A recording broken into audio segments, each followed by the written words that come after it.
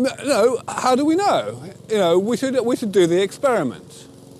But the second thing that I say is, well, subjectively, if I look at myself, how could I possibly ever get bored of punting? I mean, what can be better? What can possibly be better in life than just strolling down the river with a beer in one hand and a pole in the other hand? I could live for 1,000,000 years and I would never get bored of doing this. Of course, some people will not be able to live long enough to benefit from these therapies. Some people who are already much older than me, for example, much older than you, have no chance, really. I am 42. I think I have some chance of living long enough to live forever, but I have a good chance that the science will go more slowly, and so it will not be good enough. So I think that anyone who is interested in living a long time should think very seriously about cryonic preservation. Here's our tanks. Cryonics. There's experimentation now with the possibility that a body might be frozen and revived. If the frozen traveler awakes, what will he find? The advance of science tempts us to speculate on the nature of the world which lies ahead. They told a little bit about the basic idea of cryonics, and it seemed like a great idea. I think it's pretty cool. Like, you die and you come back and you can see whatever happened in the future. For me, I feel like it's just a waste. Maybe I'm a woman, so that's the way.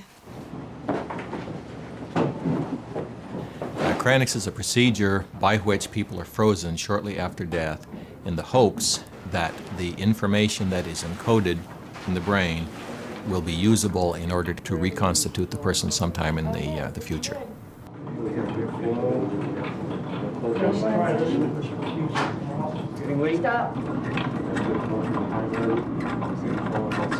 Some people currently only have their heads suspended. It's a cheaper process. It takes less nitrogen boil off to maintain such a thing. But there could be some arguments that they're losing some part of what they are. It is their belief that future science will be able to develop maybe a new body or an android or something. More and more people only go for the head. Not just because it's cheaper, the process is also easier to control. However, how to recover your body afterwards still remains an open question. But there are many examples in nature to make it seem possible. Some animals, like lizards, have the ability to regenerate a limb after it is lost. But in humans also, when a reasonably small part of the liver is cut off, it can grow back. Or when children, before puberty, lose a part of their finger, the finger can grow back to normal if treated well. This indicates that this kind of regeneration is not impossible. It's not impossible because it's being done by nature right now. So if we can simply find those secrets, the secret of the salamander, and be able to find how the salamander regenerates, then we may be able to apply the same kinds of amphibian techniques to human beings. Other possibilities. We may have vastly improved bodies. They may be made of metal. They may be much different than the bodies that you're looking at right here. And however, the mind would be the same. And with this mind in a metal body, I might be able to walk around on some of the heavy planets, on Uranus, for example, or on Jupiter. So that is a possibility that's suggested. Another possibility is simply living inside a computer, to where we're living in a virtual world, a virtual reality. And if that's the case, there's certainly no problem with space. We'd be able to cram the entire human race into that computer over there.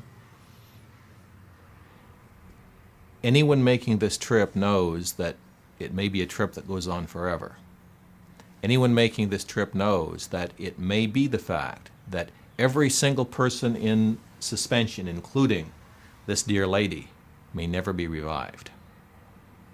It's a crapshoot, but we're the only game in town. Ready? Yes. Go fine. Go fine.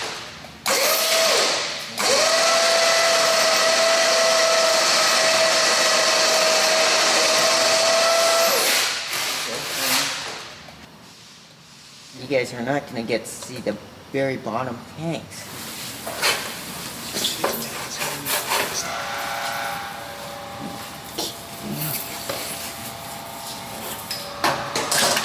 Nah, it's the biological.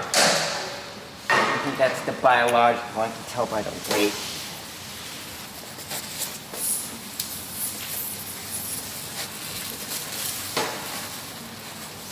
Yeah. Sorry. Not there. It seems obvious this is the way to go. Cryonics has some religious aspects in that our heaven, in a way, is the future, and our God, in a way, is technology.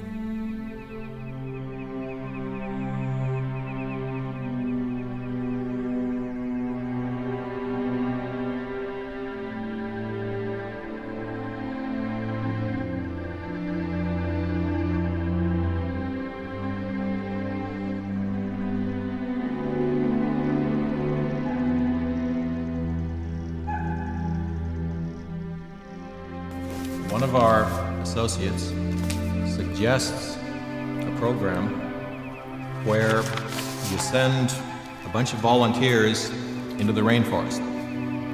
And the volunteers are not trained people. They cannot tell an endangered plant or animal from anything else.